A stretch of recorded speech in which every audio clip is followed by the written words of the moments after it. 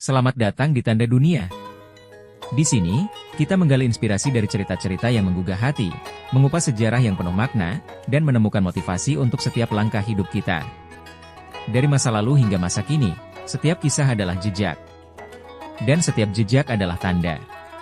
Mari kita temukan makna di setiap tanda dunia. Di sebuah kota pelabuhan bernama Salonika pada awal tahun 1881, lahirlah seorang anak laki-laki bernama Mustafa. Ayahnya, Ali Riza, adalah seorang letnan milisi yang meninggal saat Mustafa masih kecil. Ibunya, Zubede Hanim, membesarkannya dengan penuh kasih sayang. Semasa remaja, Mustafa bersekolah di Salonika. Di sana, seorang guru matematika memberinya nama tambahan, Kemal, yang berarti, yang sempurna, karena kecerdasannya yang luar biasa. Sejak saat itu, ia dikenal sebagai Mustafa Kemal. Pada usia 15 tahun, Mustafa Kemal bergabung dengan Akademi Militer Ottoman di Istanbul. Ia menyelesaikan pendidikan militernya pada 1905.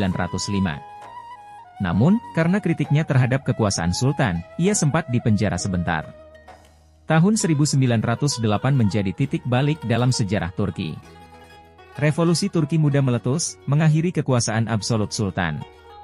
Mustafa Kemal terlibat dalam revolusi ini, menandai awal karirnya dalam politik. Bunları başarmak için arasız devrimler.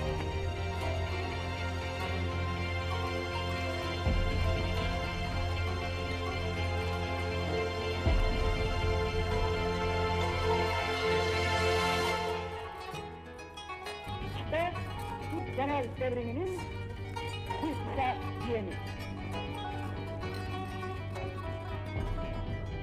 Who won his country's freedom, then built and ruled a modern Turkey, is dead. Elected to succeed him is General İsmet İnönü, the former premier.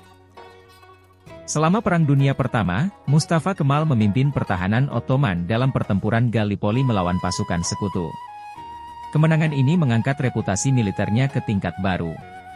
Setelah kekalahan Ottoman dalam perang, Mustafa Kemal memimpin gerakan perlawanan nasionalis Turki. Ia menolak perjanjian Sevres yang akan membagi wilayah Ottoman. Perjuangannya berujung pada Perang Kemerdekaan Turki. Kemenangan dalam Perang Kemerdekaan mengantarkan pada Proklamasi Republik Turki pada 23 Oktober 1923. Mustafa Kemal, yang kemudian dikenal sebagai Atatürk, menjadi presiden pertamanya. Sebagai presiden, Atatürk melakukan serangkaian reformasi besar-besaran. Ia memisahkan agama dari negara, mereformasi sistem pendidikan, dan memberikan hak politik penuh kepada perempuan. Ia juga mengadopsi alfabet Latin untuk bahasa Turki dan memodernisasi ekonomi negara. Ideologi Atatürk, yang dikenal sebagai Kemalisme, didasarkan pada 6 prinsip: republikanisme, populisme, laisisme, reformisme, nasionalisme, dan statisme. Prinsip-prinsip ini menjadi landasan bagi Turki modern.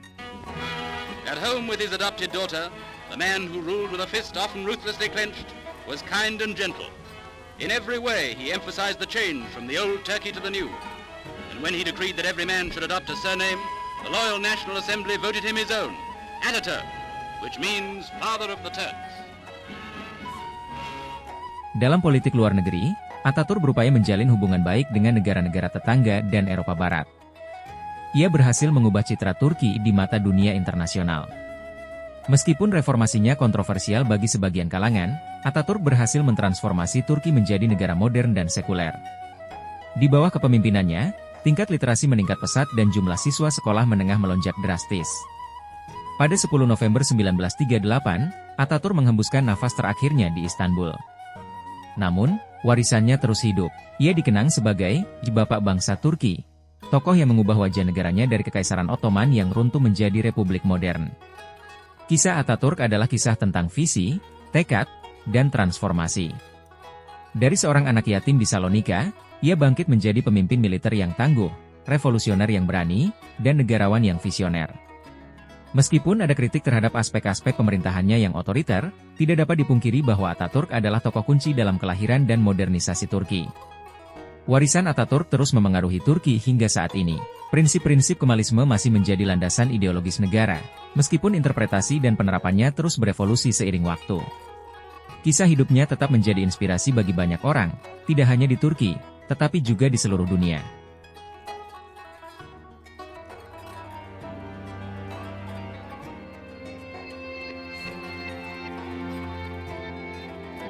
uçurum kenarında yıkık bir ülke.